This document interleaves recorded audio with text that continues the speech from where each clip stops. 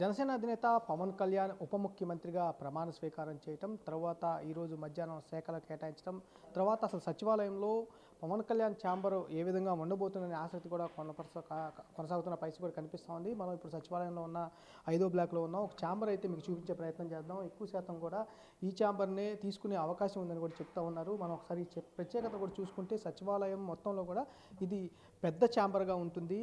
ఇది నారా లోకేష్ ప్రత్యేకంగా డిజైన్ చేయించుకున్న ఛాంబర్. ఇది 2017 నుంచి ఆయన మంత్రిగా పనిచేసిన అన్నాళ్ళు కూడా ఈ ఛాంబర్లోనే ఆయన పనిచేసిన పరిస్థితి ఉంది. ఓఎస్డీస్ కానీ వారందరికీ కూడా ఎక్కువ మంది ఓఎస్డీలు ఉన్నా వారికి సరిపడే ఛాంబర్స్ ప్రత్యేకంగా గదులను కూడా ఇక్కడ ఏర్పాటు చేయడం జరిగింది. మొత్తం వ్యవస్థ అనేది ఒక డిప్యూటీ సీఎంకి ఎక్కువగా స్టాఫ్ ఉంటారు. అలాగే కాకుండా పవన్ కళ్యాణ్ కూడా స్టాఫ్ ఎక్కువగా ఉంటారు కాబట్టి కంపల్సరిగా పెద్ద ఛాంబర్ అనేది సచివాలయంలో కావాల్సిన పరిస్థితి ఉంటుంది. కాబట్టి దానికి తగ్గట్టుగా ఈ ఛాంబర్ అనేది ఉండే అవకాశం ఎక్కువగా కనిపిస్తూ ఉంది. సచివాలయంలో ఉన్న అన్ని ఛాంబర్లో కూడా పెద్ద ఛాంబర్ అనేది ఇదే అని చెప్పుకోవచ్చు. ప్రధానంగా నారా లోకేష్ అప్పుడు పంచాయతీరాజ్ గ్రామాభివృద్ధి శాఖకు సంబంధించి ఈ ఛాంబర్ని అప్పుడు ఆయన వాడుకున్న పరిస్థితి ఉంది.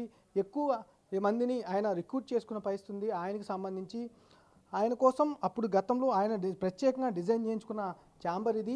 ఆయన శాఖ పరంగా అట్లానే కాకుండా ఆయనకున్న స్టాఫ్ పరంగా పెద్ద ఛాంబర్ కావాలి కాబట్టి ఈ ఛాంబర్ని గతంలో డిజైన్ చేసుకున్నారు.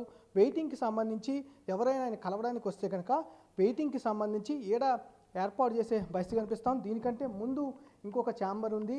ఆ గది అనేది కూడా ఆ గది మొత్తం కూడా వెయిటింగ్కి సంబంధించి ఉంటుంది. దీని లోపల ఇలా కనుక వెళితే గతంలో నారా లోకేష్ ఇటు నుంచి లోపలికి వెళ్ళిన పరిస్థితి. పెద్ద ఛాంబర్ అంటే రివ్యూలు చేసుకోవాలన్నా, ప్రత్యేకంగా ఎవరితో అన్నా భేటీ కావాలన్నా వారి కోసం ఏర్పాటు చేసుకోవడం కోసం ప్రత్యేకంగా ఒక కాన్ఫరెన్స్ హాల్ కూడా ఈ ఛాంబర్లో కూడా కల్పించడం జరిగింది.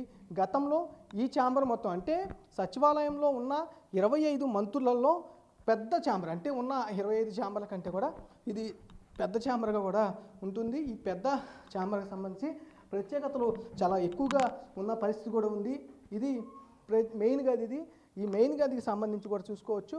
మొత్తం కూడా మెయిన్ గదికు ఇది మొత్తం ఇక్కడ ఛాంబర్లో అయితే కూర్చునే అవకాశం. ఇది కూడా దీంట్లో కూడా పెద్దగా అనేది ఛాంబర్ ఎక్కువగా ఉంటుంది. ఎక్కువ మందితో మాట్లాడే అవకాశం ఉంటుంది.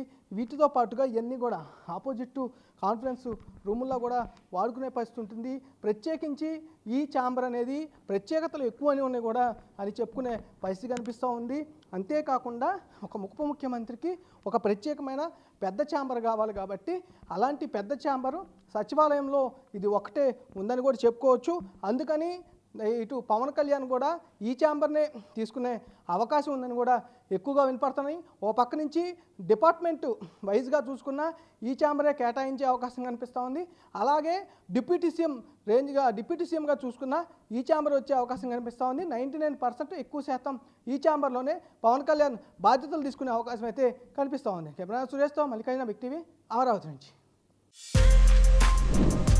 For more videos like this, subscribe Big TV channel.